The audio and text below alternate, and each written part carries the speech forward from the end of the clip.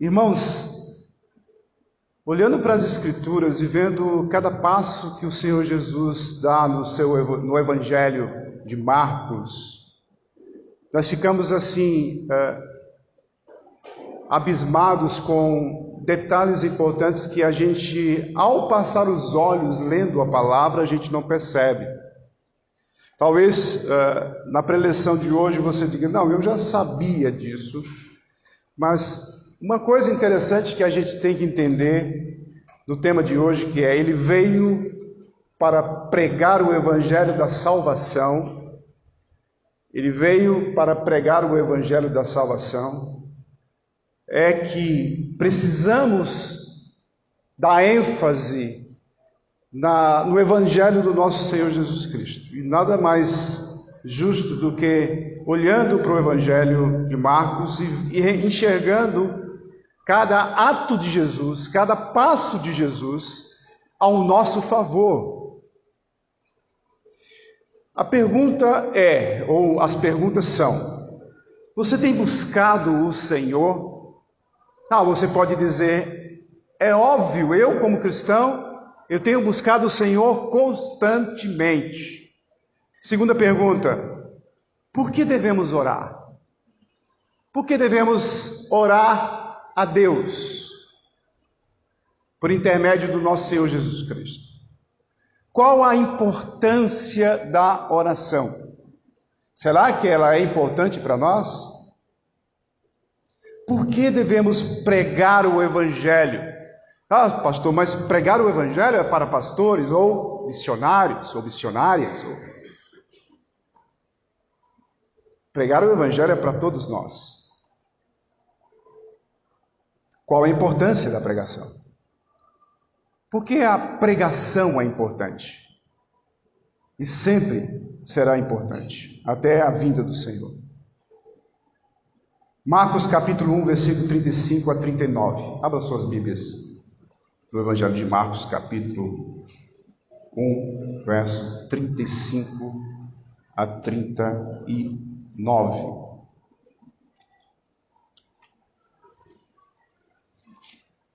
Estamos quase terminando aí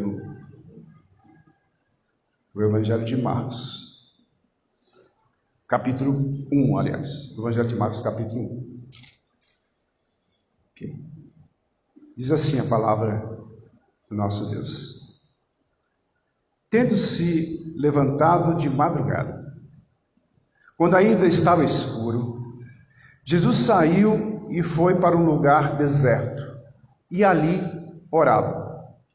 Simão e os que estavam com ele procuraram Jesus por toda parte. Quando o encontraram, lhe disseram: todos estão à sua procura. Jesus, porém, lhes disse: vamos a outros lugares, aos povoados vizinhos, a fim de que eu pregue também ali, pois foi para isso que eu vim. Versículo 39. Então ele foi para toda a Galiléia, pregando nas sinagogas deles e expulsando os demônios. Vamos orar novamente. Senhor nosso Deus, Senhor, nós, diante da Tua palavra, que é viva, eficaz, que transforma vidas, que nos restaura cada dia em nossa vida, quando nós a observamos, quando nós refletimos nela. Senhor, a Tua palavra, ela é sobrenatural, ela pode nos dar as soluções necessárias para a nossa vida, para nossas aflições.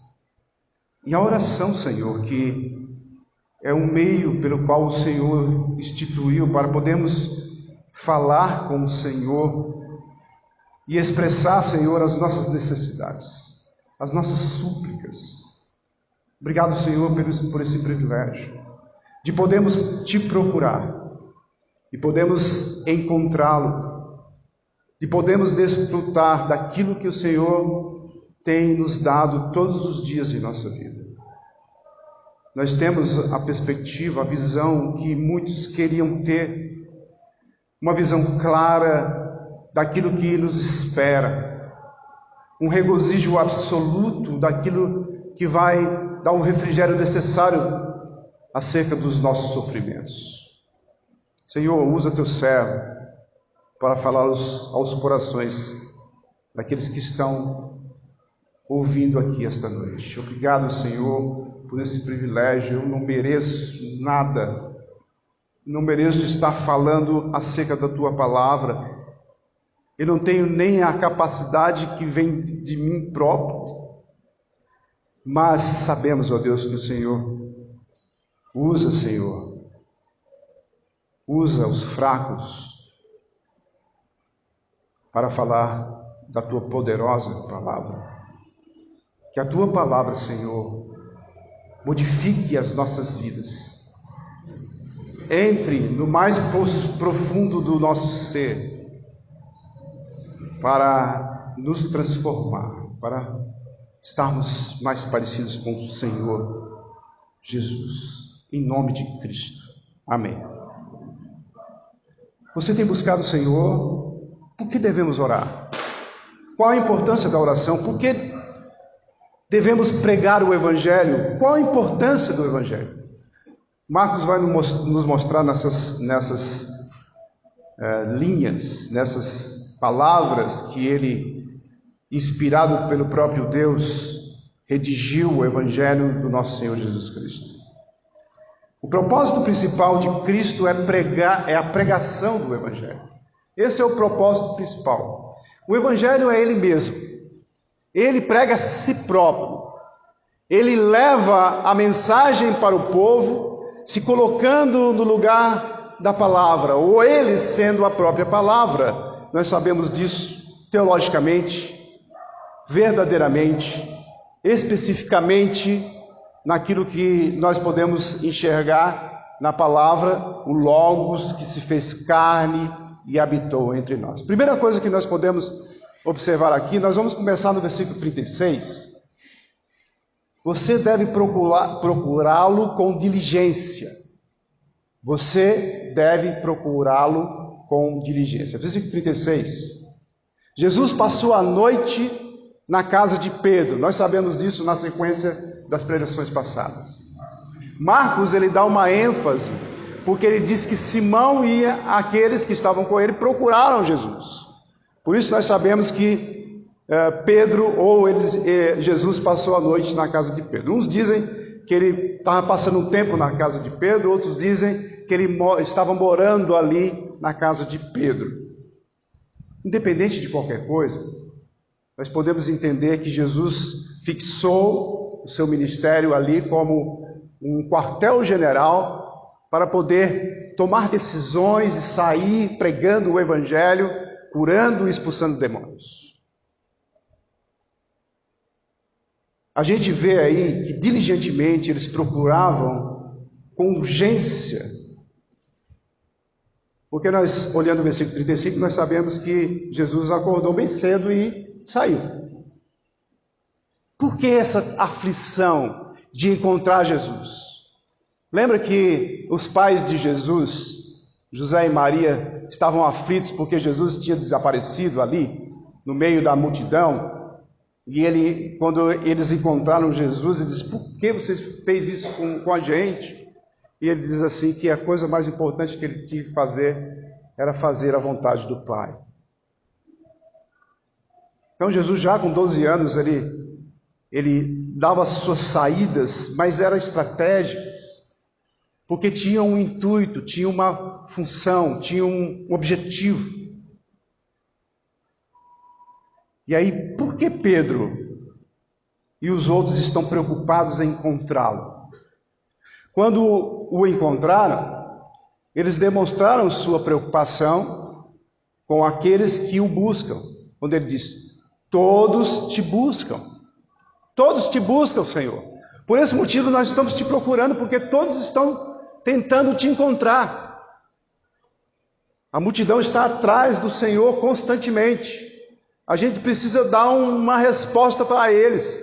Se o Senhor desaparece, o que a gente vai fazer para dar uma resposta para esse povo? Eles estão te procurando. Uma ilustração interessante de Jonathan Edwards, as palavras de Jonathan Edwards, que disse o seguinte: Ele é o cordeiro e o leão de Deus. Aproxime-se dele como o cordeiro de Deus, e ele se tornará um leão por você, defendendo-o. Rejeite-o, porém, como o cordeiro de Deus, e ele se tornará um leão contra você. Interessante essa frase. A gente precisa se aproximar do Senhor Jesus e se apegar a Ele com toda a nossas forças. Jesus é a resposta para os nossos anseios. A gente precisa estar perto dEle. A gente precisa chegar até a Ele. A gente precisa ter intimidade com Ele. Conversar com Ele todos os dias. Porque todos o procuravam. Quantos de vocês procuraram Jesus naquela época e o encontraram? Vamos pensar, lembre-se do seu primeiro encontro com Jesus. Lembra? Daquele primeiro dia que você encontrou com Jesus? Literalmente, você que já entregou sua vida a Cristo, se encontrou com Jesus naquele dia. Você lembra disso? Foi um dia especial? Foi um dia diferente. Você conseguiu enxergar Jesus, a presença dele. Você lembra disso? Você deve lembrar que naquele dia você deixou seus ídolos e agora você serve a um Deus vivo e verdadeiro. Tudo isso para aguardar do céu o Filho. Deus Pai, Deus Filho, Deus Espírito. Por isso, irmãos, nós devemos guardem o caráter da pregação. Qual é o caráter da pregação? O caráter da pregação é o arrependimento para com Deus e a fé em nosso Senhor. Esse é o caráter da pregação, é o Evangelho. Arrependimento para com Deus e a fé em nosso Senhor. Paulo, ele fala muito isso em suas epístolas. Se você ler nas linhas, nas palavras inspiradas, você vai perceber que Paulo está constantemente nos chamando a atenção acerca disso. Será que você o procura hoje? Você está procurando Jesus hoje? Você encontrou Ele hoje? Você falou com Ele hoje? Você ouviu a voz dEle hoje? Quero lembrá-lo, irmãos, que Jesus ainda o chama. E eu sempre lembro dessa passagem, e também se encaixa bem na nossa preleção hoje, quando Jesus, lá em Mateus capítulo 11, versículo 28 a 30, que todos nós sabemos de cor, e eu quero que vocês abram para a gente ler, Mateus capítulo 11, versículo 28 a 30, que Jesus te procura constantemente. Às vezes a gente usa essa passagem para evangelismo, mas Jesus está falando conosco, Ele fala com você todos os dias. Ele espera a sua atenção. Ele está pronto a estar falando contigo a cada momento. Ele quer ouvir a sua voz. Ele quer ouvir as suas súplicas. Olha o que Jesus diz para você. Olha o que Jesus diz para mim todos os dias. O que Ele fala com você todos os dias. Vinde a mim todos os que estáis cansados e sobrecarregados, e eu vos aliviarei. Tomai sobre vós o meu jugo e aprendei de mim, porque eu sou manso e humilde de coração, e achareis descanso para a vossa alma, porque o meu jugo é suave e o meu fardo é leve. Você consegue ouvir Jesus falando com você através da palavra? Você consegue ouvir a voz de Jesus falando com você todos os dias? Segundo, você deve encontrá-lo em oração na madrugada. Olha o versículo 35. Você deve encontrá-lo em oração nas madrugadas. Pastor, eu não consigo orar de madrugada, não. Por que Jesus dá um exemplo claro? Vamos entender isso. Versículo 35, ele vai falar que Jesus levantou-se bem cedo para orar em um lugar deserto. Lugar deserto, aqui é um lugar abandonado, desabitado, um recanto tranquilo. É um lugar onde não tem pessoas, onde não tem nenhuma perturbação. Talvez não tenha nenhum animal, nada. Ele está num lugar tranquilo. Por que ele vai para esse lugar tranquilo? Na madrugada, ainda não amanheceu o dia. Está escuro. Jesus sai da casa de Pedro e caminha para um lugar longe, tranquilo. Ele quer fazer algo importante e ele quer nos dar o exemplo de como devemos fazer. Tá, eu vou acordar bem cedo, na madrugada, e vou para um lugar tranquilo. Você acorda bem cedo, 4 horas da manhã para orar? Lugar tranquilo, todo mundo dormindo, a não ser que tenha alguém roncando alto, mas você pode ir na sala e falar com Deus naquele momento.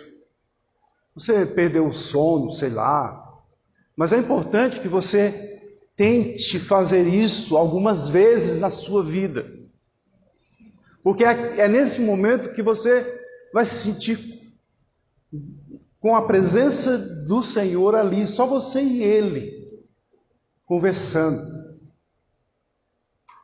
Jesus combina, irmãos, a autossuficiência transcendente com a total confiança e dependência do Pai. Tá, Jesus ele é autossuficiente, ele é transcendente, mas ele é uma pessoa, ele é um homem. Ele tem toda a capacidade que vem do próprio Deus, do Espírito de Deus. Quando ele cura, ele chama, ele ora. Quando ele transforma, alimenta multidões, ele ora. Ele faz coisas incríveis, porque ele é Deus, ele é homem. Mas ele vai demonstrar a confiança e a dependência do Pai no lugar onde ele escolhe para falar com seu Pai. Toda vez que você ora, você mostra a dependência de Deus. Eu não oro à toa por qualquer coisa, mas eu oro, primeiro de tudo, reconhecendo a grandeza inalcançável do nosso Deus. E a minha pequenez é tão pequena que eu não consigo mensurar a distância, a proporção. Por esse motivo eu sei que eu sou totalmente dependente de Deus. E Deus reconhece isso quando você simplesmente começa a orar. Ele sabe o seu coração e Ele sabe que você está dizendo para Ele: Senhor, por mais que eu seja capacitado, por mais que eu seja bom nisso ou naquilo, eu sou totalmente dependente de Ti. Jesus deu o exemplo. Quem é Jesus? Um homem perfeito, sem mácula, sem defeito, sem pecado. No entanto, totalmente dependente do Pai. No século I, primeiro século da vida de Jesus ali, naquela época, os judeus oravam 3 vezes ao dia e recitavam o Shema. Deuteronômio 6, 4 a 9, ouve a Israel, o Senhor nosso Deus é o único Senhor, amarás o Senhor teu Deus de todo o teu coração, de toda a tua alma, de toda a tua força. E essas palavras que hoje estão no teu coração, tu inculcarás ao teu filho, andando pelo caminho, sentado na tua casa, andando pelo caminho, ao deitar-te, ao levantar-te. Atarás por sinal na tua mão, e terás por frontal entre os teus olhos.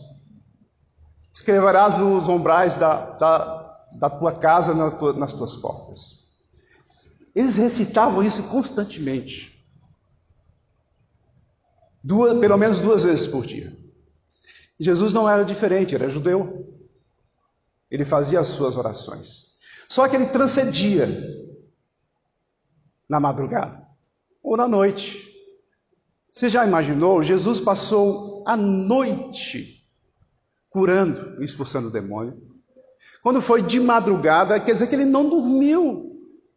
Que hora que ele terminou de atender tanta gente?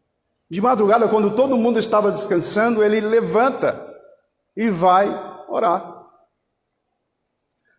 Marcos mostra 3 ocasiões que Jesus orou. Já Lucas mostra 10.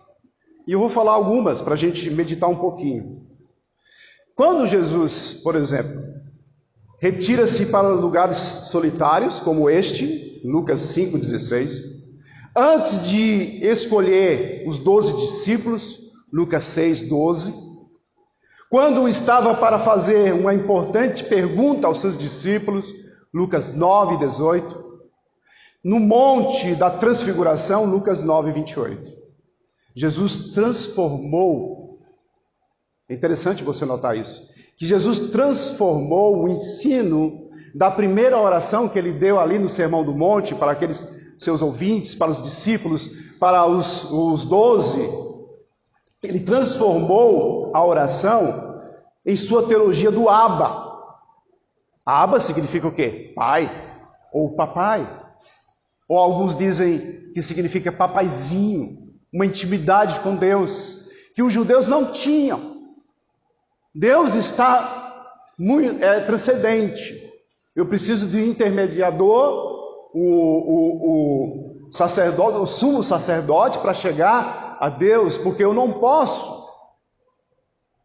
Mas agora não, eu e você, nós temos livre acesso. Chegamos até Deus numa facilidade incrível, mais rápido do que a internet.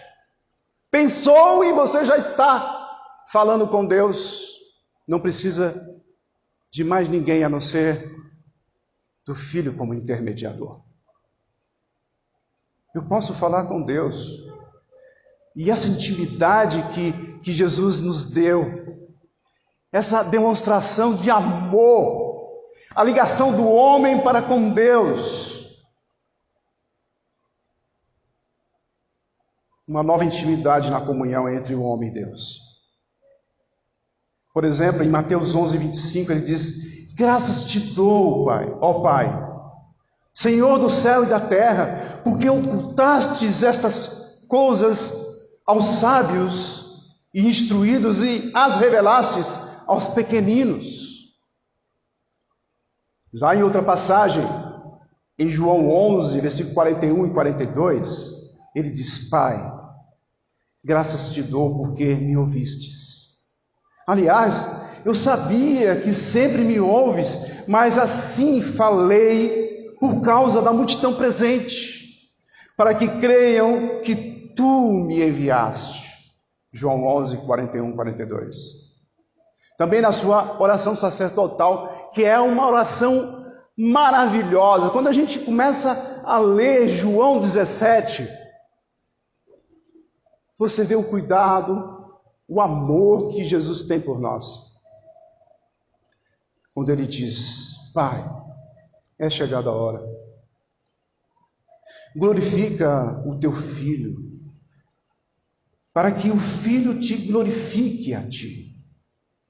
Pai Santo, guarda-os em teu nome. Eu rogo que todos sejam um. Em outra passagem, em Mateus 26, 39 e 42, que tem os paralelos em Marcos e em Lucas, ele diz: meu Pai, se possível, passa de mim esse cálice. Todavia, não seja como eu quero, e sim como tu queres, meu Pai. Se não é possível passar de mim este cálice, sem que eu o beba, faça-se a tua vontade. Lá em Lucas capítulo 23, versículo 34 e versículo 46, ele diz: Pai, perdoa-lhes, porque não sabem o que fazem. Pai, nas tuas mãos entrego o meu espírito. O que a gente aprende com isso, irmãos? O que você aprende com isso? Os homens que mais fizeram para Deus neste mundo estiveram sobre os seus joelhos de manhã. Será que você desperdiça algumas horas pela manhã? Você deve busque-o pela manhã e terá dificuldade. Se você não buscar pela manhã, se você não buscar, você tem que buscar ele pela manhã, porque você terá dificuldades em encontrá-lo durante o resto do dia. Começa logo pela manhã. Se Deus não está em primeiro lugar nos nossos pensamentos, queridos, e nos nossos esforços pela manhã, Ele estará em último lugar durante o resto do dia. Ah, você tem essa experiência? Todos nós temos essa experiência. O nosso cotidiano nos puxa, nos envolve. A gente não tem tempo de falar com Deus. É interessante você notar que os filhos do mundo são muito mais sábios que nós. Eles se dedicam ao trabalho desde da madrugada até a tarde da noite. Nós, porém, não buscamos a Deus com ardor e diligência. Isso é uma verdade, isso é um fato que a gente precisa mudar em nossa vida. Bones, um grande escritor que falou sobre oração, ele disse o seguinte: ninguém alcançará a Deus sem buscá-lo com todo o esforço, e nenhuma alma se põe a buscar a Deus com todas as forças, a não ser pela madrugada. Eu não estou dando uma fórmula para você orar, mas a gente precisa de um tempo a sós com o nosso Senhor. Terceiro lugar, você deve pregá-lo para os outros também. Aí vem a questão da pregação. Qual a importância da pregação? Jesus pregou, os apóstolos pregaram e ensinaram. Os seus discípulos que vieram após eles continuaram a sua pregação. Paulo espalhou o evangelho por todos os lugares possíveis. E nós, o que estamos fazendo? Versículo 38 e 39. Vemos aqui, irmãos, depois de ouvir de seus discípulos que todos o procuravam, versículo 37, Jesus toma uma decisão de ir a outros lugares para pregar. Vamos a outros lugares. Jesus fala aos seus discípulos. Pedro e os outros diz a Jesus, pede que Jesus volte para aquela multidão que estavam à sua procura. É interessante você notar isso. Por quê? Porque eles tinham uma visão diferente. Volte e continue ali dando assistência àquela multidão. Mas Jesus tinha uma visão mais ampla. Mas qual é o propósito de Jesus? Ele diz, que eu pregue. Que eu pregue. Jesus já havia ensinado, curado, expulsado o demônio. Ele já havia pregado o evangelho àqueles em Cafarnaum. Agora ele enfatiza o seu propósito de pregar o evangelho também para os outros. Eu preciso pregar para os outros, eu já preguei para esse povo. Se eles entenderam ou não, é outro problema. Jesus disse que ele e seus discípulos deveriam partir imediatamente. Não podemos perder tempo, temos que ser diligentes. Vocês eram diligentes em me procurar, agora devemos ser diligentes em levar o evangelho. o que ele disse lá no versículo, na parte B do versículo 38. Pois para isso é que eu vim, Foi para isso que eu vim. Eu não vim apenas de Nazaré ou Cafarnaum, mas acima de tudo eu vim do céu, Jesus disse. Embora estivesse desfrutando de uma onda de aprovação popular, ele deixou tudo isso para trás. Óbvio. A pessoa, todos querem vê-lo. Há uma popularidade enorme. Não, vou ficar por aqui porque todos querem me ver.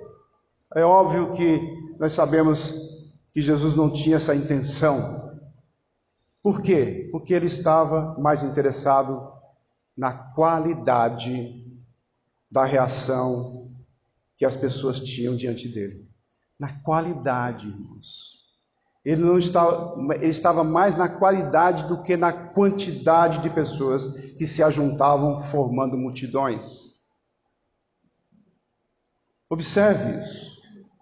Observe que ele olha para nós e ele quer qualidade, não quantidade. Nós pensamos muito em quantidade.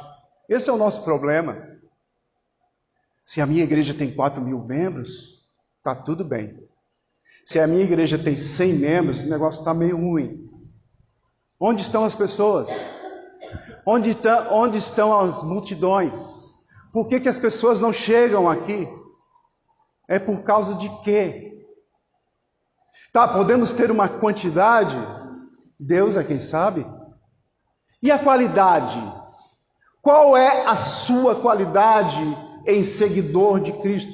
Qual é a minha qualidade em seguidor de Cristo? Eu ouvi o Evangelho, eu ouvi os ensinamentos dos apóstolos, eu já saí dos rudimentos, ou da base dos ensinamentos dos apóstolos, eu já entendi melhor o que é ser um cristão, eu já sei que eu tenho que falar para os outros acerca daquilo que eu recebi de graça, e de graça eu tenho que dar. Eu entendi a minha função de cristão, de pregar o Evangelho com a minha própria vida, com as palavras que Deus me fará lembrar. Será que eu tenho essa convicção, essa visão de qualidade? Jesus quer qualidade. Deus quer qualidade. Tá, mas não é qualidade de você ser um intelectual, de você falar bem, de você saber todas as coisas. Não!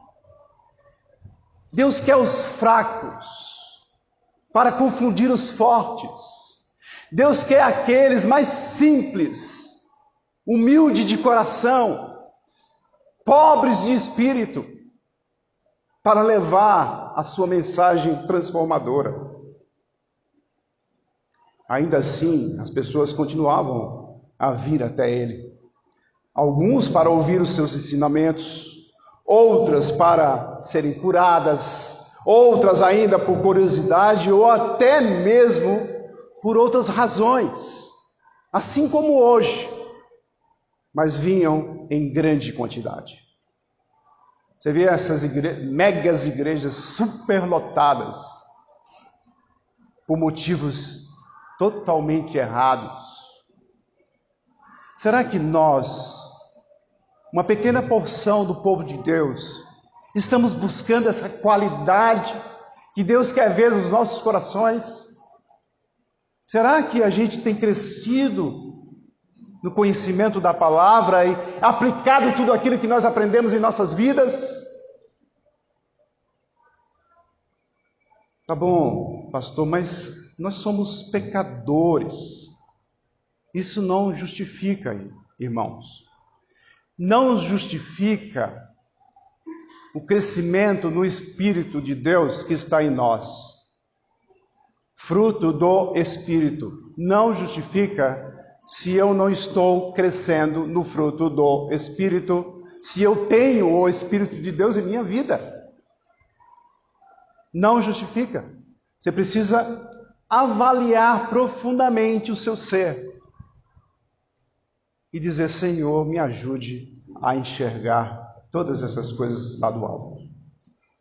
O que nós podemos aplicar nesse ponto aqui? Você toma decisões de acordo com sua natureza. Lembra que Pedro diz assim: Senhor, não, Senhor, o Senhor tem que voltar, Senhor, não pode. Aí Jesus diz: não, eu tenho que ir para o outro lado, eu tenho que ir para povoados, para cidades onde não ouviram ainda o Evangelho. Você toma decisões pensando na sua velha natureza. Você toma decisões não à luz da palavra, não à luz do Espírito de Deus que está em você. Para que Jesus veio? Para que você foi chamado? Qual é a sua reação ao chamado de Jesus? Será que depois de obter a salvação, queridos, você age como se não tivesse mais nada para fazer? Fomos chamados para pregar a palavra, para expor a palavra, para levar a palavra diretamente ao povo. Ouça o que, novamente, que o Jonathan Edwards falou. Ele escreveu em seu livro Afeições Religiosas. Ele disse o seguinte: os princípios que movem os verdadeiros santos despertam neles não o medo servil, mas o empenho na busca de Deus e da santidade. É necessário que todos sejam em tudo obedientes. Um cristão verdadeiro se ocupa da religião e do serviço de Deus com muita determinação e diligência, como se fosse a obra a que ele se dedica em primeiro lugar e acima de tudo na vida.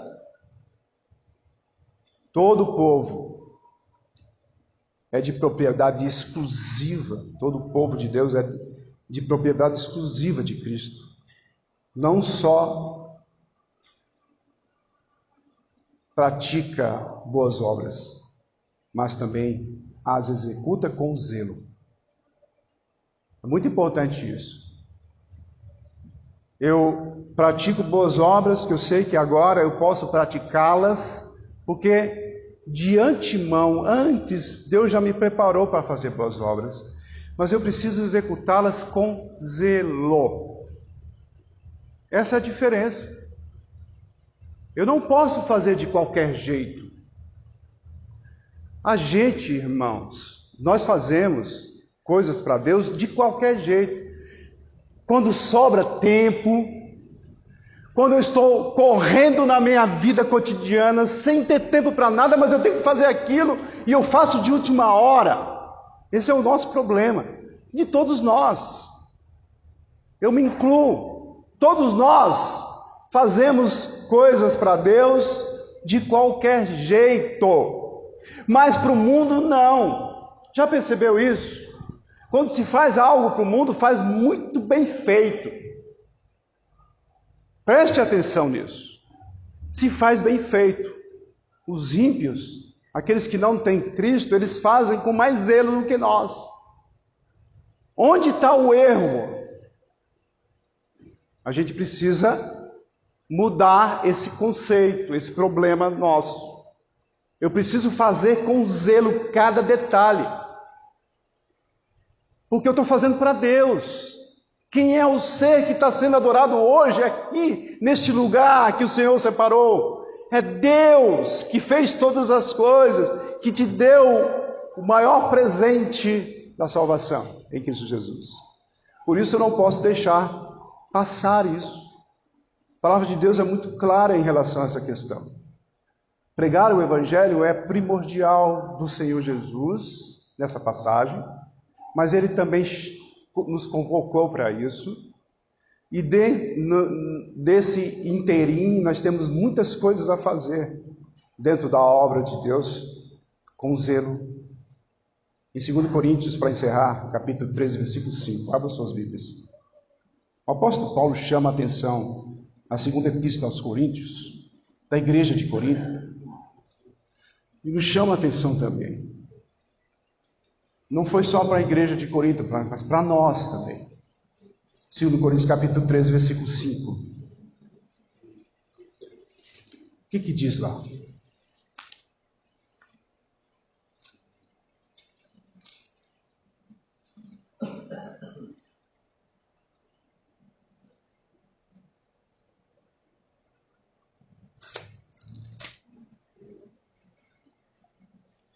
Examine-se para ver se realmente estão na fé.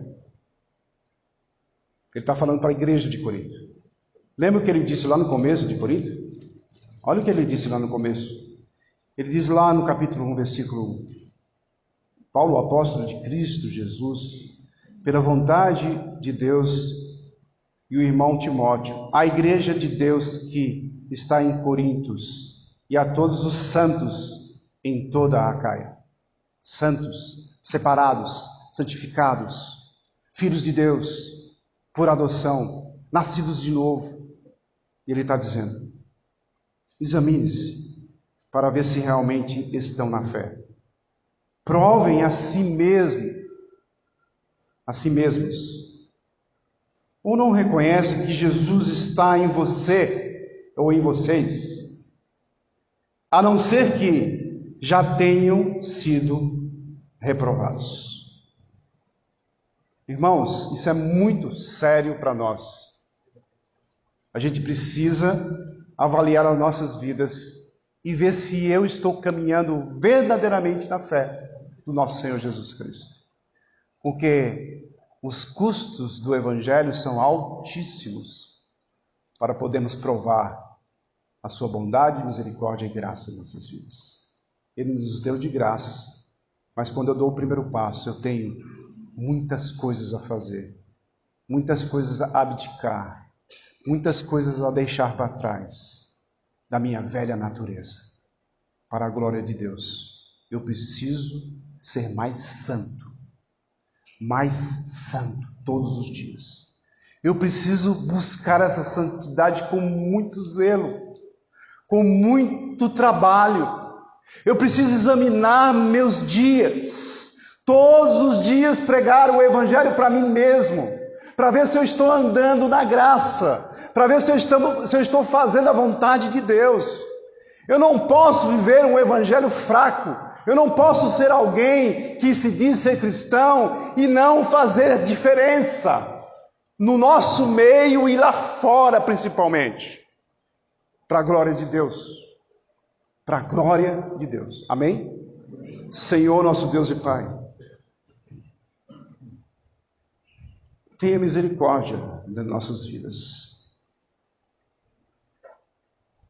Eu sei que às vezes nós queremos cobrar a nós mesmos, mas a Tua palavra ela é muito direta.